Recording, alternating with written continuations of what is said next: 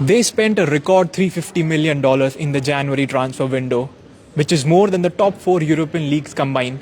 Yet, they are 11 points adrift of the top 4 in the league and trail 1-0 in the round of 16 clash in the Champions League.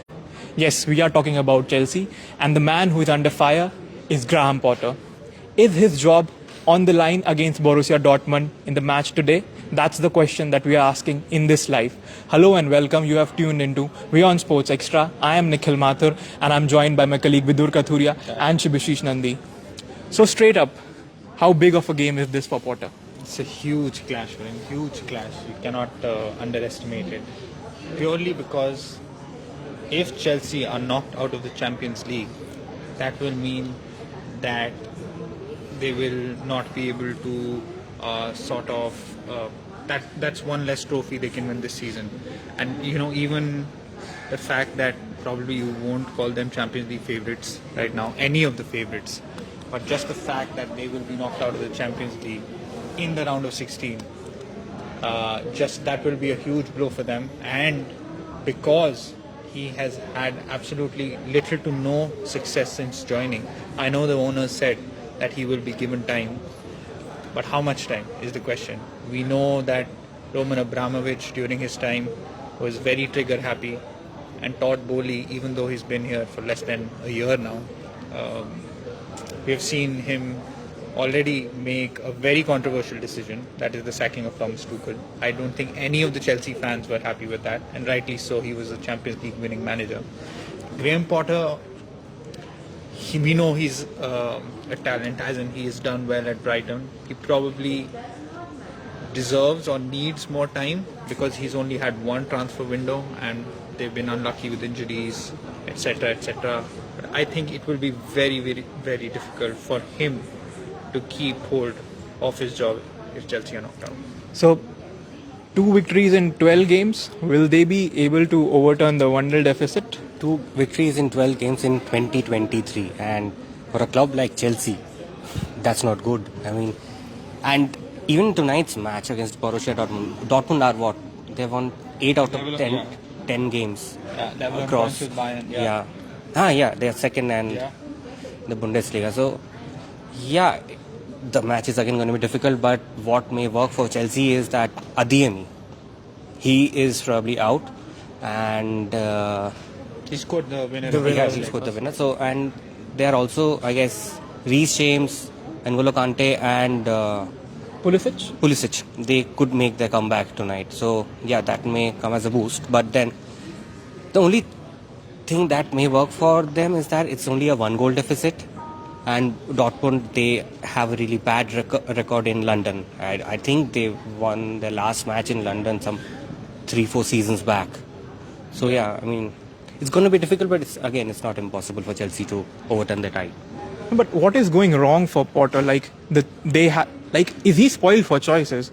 I mean, they have so many players, and they broke the bank in the January transfer window. They got Enzo Fernandez, and he's spoiled for option. Is this something that is working against him? Like, he doesn't know what is his playing 11, best playing 11. I think that is the case. He himself is not sure what his best playing 11 is. Now, Chelsea have an embarrassment of riches as such, but none of the players are really firing. Enzo Fernandez is playing well. He has impressed in a few games. So has João Felix. But again, João Felix has scored 1 goal. In fact, Chelsea, I think, if I'm not wrong, they scored 1 goal in February. Goal of the month. There were memes going around that Chelsea's goal of the month. They're not spoiled for choice really because they only scored 1, and that's the João Felix's goal. So it is a huge problem for them, especially the lack of goals. But also, none of their summer signings have really impressed so far. Fofana, he was signed for 80 million. I think he scored a goal against Leeds last time. Yeah, I mean, scoring a goal is not really his job, but still, overall, he would say that he hasn't really impressed. Nor has who the other Ukrainian Mudryk. He started well against Liverpool, but after that he's failed to fire. Has he scored yet? No, I don't think so. Yeah, and again, a huge money signing. So the pressure is already on him, Potter. And if this doesn't go his way, I think Chelsea will once again be looking for another manager. They play a fluid game. They have strikers, They try to Pulisic and all. Yeah. But what I fail to understand is they are not getting the goals. They didn't register, I think, Aubameyang for the Champions League because they had so many players. yeah. Do you think a striker would help them? Or is it just not Potter's way? Like he likes to keep it fluid and, number false 10, false 9. I mean, if you put aside Aubameyang, I mean, they don't have any proper striker. Yeah. And I mean, Havertz, I guess He can play anywhere on the forward line, but he's not an out-and-out striker. And what I think is the problem is that for any big club like Chelsea, Liverpool, Manchester United, any other, they need managers who are big personalities. Right now, Graham Potter is not the personality. There are players who are bigger than him in the club. So that comes in as a problem for the entire squad. Why will This is the first time he's had a job like this. Yeah. I mean, High profile, probably. yeah. That too at a club, Chelsea, who were not really doing well under Tuchel as well. He had to inherit. But that was like, of course, he inherited a team which was not doing well, but he turned it around within. Yeah, for the matter first of few 2 matches months. he was Exactly. Yeah. And then they won the Champions League in his first season. Yeah. And of course, he was backed by the club. If we go back, Tuchel was backed by the club in the summer. They spent almost 300 million, but within what? 3-4 Less than weeks. less than a couple of months, he was gone. Yeah. And I know that they have backed Potter even recently, but the fact that he does not have any big club experience, I'm not sure how long they will stick with him.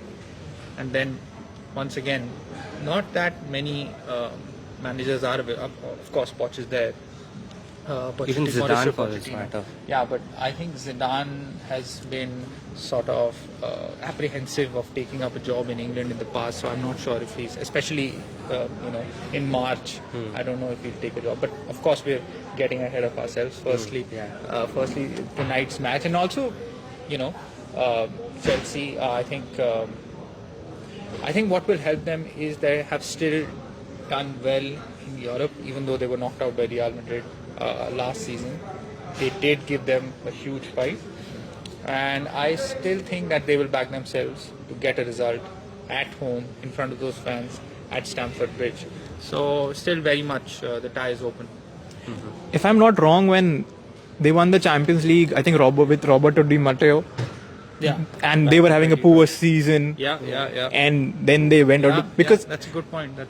yeah, I think if they would want nothing more than a season like that. But this squad, this set of players haven't got that much of experience. If you look at the two Champions League winning teams of Chelsea, the first Champions League winning team had the likes of Lampard, Terry, Ashley Cole, Juan Mata, all who had considerable experience in the Champions League. Same with the one that won, I think 2 seasons back. Yeah, there were, of course, I mean, Thiago Silva, now he's out. He was part of that Champions League winning team. Thiago Silva, will he be back this season? No, it's doubtful. He was out for 3-4 weeks. Yeah. So, I mean, they didn't give us any timeline when he'll back, but since it's a ligament tear or something, so it's going to take at least a month or two. Yeah, and I mean, if you look back at that squad, I mean, even though some of the players, most of the players in fact are still there, but they're just completely changed. Like, for example, Edward Mendy.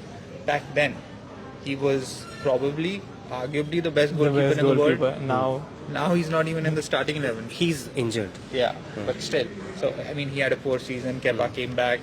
So, there is not that much confidence. But the thing about the Champions League is with these clubs who have a history of doing well in the Champions League, you need one game. Yeah. You need one good game and then you're back. And then you're in the quarterfinals. So, 3 good ties and you're in the final.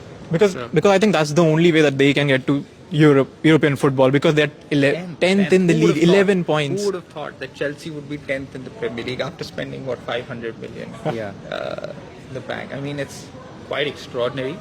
But yes, I think if I know you haven't asked me for a prediction, but I will give a prediction anyway, since Digvijay is not here. My prediction is 2-0 Chelsea will win tonight and they will go through. Since he's giving predictions, what's your prediction? I think it's going to be 2-1 or 3-1 for Chelsea. So one score like.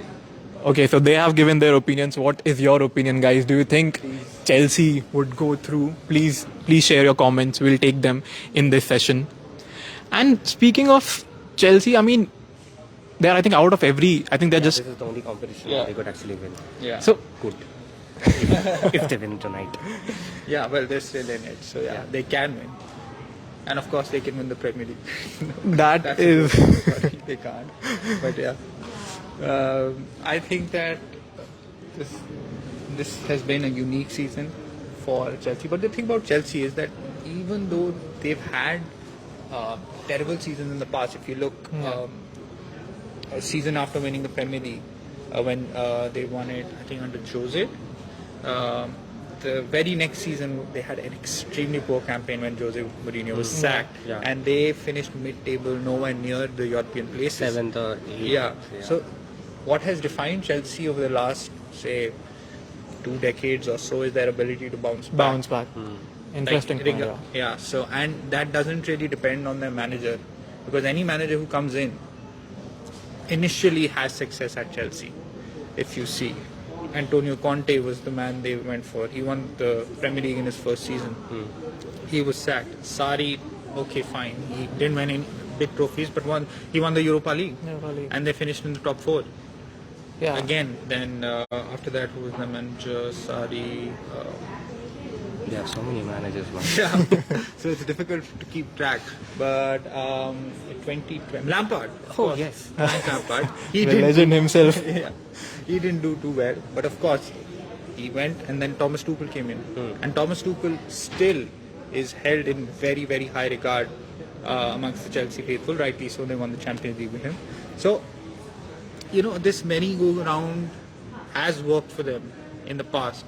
So I don't think they'll be too bothered about the fact their manager, and they haven't really been defined by one manager, Chelsea. So. But Let's see. let's assume that that he Potter has the backing of the management and he stays this season. Let's see, and then he has another transfer window. So, do you think in a fresh start in the next season, Graham Potter is the right guy? And now he has got the squad. Now he has got one transfer window. Is he the right man at Chelsea? Like, because he has done well in the Premier League. I get your point that he has not managed big names, but do you think he still has the pedigree to take a club like Chelsea to, when given a full entire season? Well, he's been here now, how long? September. So so he's had only one full transfer window. I think any manager should be given at least one full season to work with his squad, and but the thing is, if he's not sacked this season, the pressure will only increase for next season, because he'll have another transfer window, full transfer window. We And can be God knows. 100% sure that Chelsea will splash the cash as usual, because they have money in the bank. But if he does not perform, and when I say perform, I mean not top 4, Trophies. challenging for trophies next season. And this is also a stretch, by the way. We're not sure if he's going to make it till the summer. Yeah. And if big names are available in the summer, say Mauricio Pochettino, as you said, Zidane, maybe it's a stretch. And who knows, other managers could also be let go and they might become available. So, and if some big names are, who knows, that Todd Bowley might even, just want a big name manager in Chelsea, because we know that he sort of likes going for these big names just associated with Chelsea. For example, he wanted to go for Cristiano Ronaldo. I know there were initial reports. He has these ideas in his head which he wants fulfilled. So it could be the case. So Yeah. I think. Do we have any questions? Let us check. Well, none yet. Let's talk about Let's Dortmund talk- also. Let's talk about Dortmund. Yes. I mean, they are second in the Bundesliga on goal difference behind Bayern Munich. They have won 8 out of their 10 games in all competition, and they have been playing pretty well. I mean, this coach Edin Terzic. I mean, he has He was there in the past as well. They've actually done well in recent seasons. I mean, I know they got knocked out. I don't think it was last season, last season. They gave a very good account of themselves against Manchester City. I think Bellingham also scored. It was a knockout tie. They always seem to do like reach the round of 16 quarterfinals, but then they get knocked out. And the way Dortmund operate is also very unique because they somehow always get good players. Their best players always leave. And that is going to be the case in the summer as Bellingham, well. With Jude Bellingham, who is one of the hottest young prospects in world football right now. Of course, where he will go is another Facebook Live altogether. Liverpool. But yes, so the thing is that, and now finally after a long time they are in a proper title race with Bayern. Bayern have won we've lost count. 10. 10, I think, is the record. Yeah, 10. They've won the last 10 Bundesliga titles. It's almost unprecedented. It's an interesting race. I think the Union Berlin is also in the top 3. I think the top 5 or 6 are very close. So that also makes The for great. Union Berlin itself, they have a fantastic story. What I mean, they were in the 4th division or something like that a decade back. Then they came back and now they are fighting for the Bundesliga title. But they didn't actually sign any big name players. The transfer budget was limited, but still, in the entire process, it has been fascinating.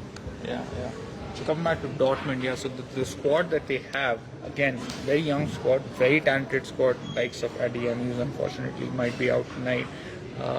Then there's Julian Brandt, who's a very, very good player. And of course, Jude Bellingham in midfield. And the evergreen Marco Reus. Oh, yes. How can we forget him? Yeah. The thing about Reus is that he's injured whenever there's a big tournament, but he has performed for Dortmund well. I think he's the skipper. Yes. So we have a comment, and Ibrahim Said is saying that Dortmund is winning tonight. So there we go, some Dortmund fans watching the live. Yeah, Ibrahim, as we're discussing right now, so things are looking good for Dortmund after a very long time in terms of just going and challenging for those big trophies. They are doing very well in the Bundesliga. I think, personally, I think Dortmund are the last team to win the Bundesliga, apart from Bayern. So they are a huge club. I mean, there's absolutely no doubt about it. But the fact is that since they've gone like 10, 11 years without winning that title, but they always, as we touched upon earlier, they always seem to produce these young players. And the way they operate, like why I called them unique as well, because players choose to go to Dortmund. It's almost like they use the club like a stepping stone. Like they want that experience. Like for example Erling Haaland, he did not go, and he had many options to go for like top clubs, but he chose to go to Dortmund because they play in the Champions League every season. They challenge for the Bundesliga, even though they finished second. They have a great set of fans. Exactly, their stadium is unbelievable. One of the best atmospheres in European football. If not the best, absolutely. So, I think we've covered most of the aspects of the match, and it should be a very, very good match. I side with Ibrahim and say that Dortmund's going to nick it 2-1. Oh, my friend just changed his opinion. 2-1 to now Dortmund. Not allowed. But okay.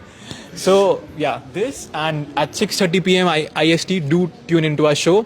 What is the pitch going to be in the Ahmedabad test? So that's the question. That's something we'll be looking at. The Ahmedabad pitch. It seems like India are in a somewhat of a dilemma after the Indore test. So that's something we'll touch upon. Then we have, of course, there's another Champions League match tonight, which also we'll be previewing. Brugge versus Benfica. Benfica won the first leg 2-0, so it's going to be... That's going to be a huge task for Brugge too. For Simon Mignolet. Oh, yes. Former Liverpool goalkeeper. And, of course, Neymar, unfortunately, once again ruled out for the rest of the season. It seems like a pattern, as we were discussing before the live, that he always gets some injury in March, before the Champions League knockout stages. Very, very unfortunate for him. And we have NBA action as well. So do tune in. We also have action from Women's Premier League where Hayley Matthews, she just won the match herself for Mumbai last night. And RCB continues to lose, be it Indian Premier League or Women's Premier League. So yeah, that and much more in our show at 6:30 p.m. IST. And we won't be doing our Facebook Live tomorrow, so we wish all our viewers a very, very happy Holi. We'll be back on Thursday, and we'll have a guest, special guest that day. Yeah. And our boss, Digvijay Singh, will be back. So, yeah, see you on Thursday.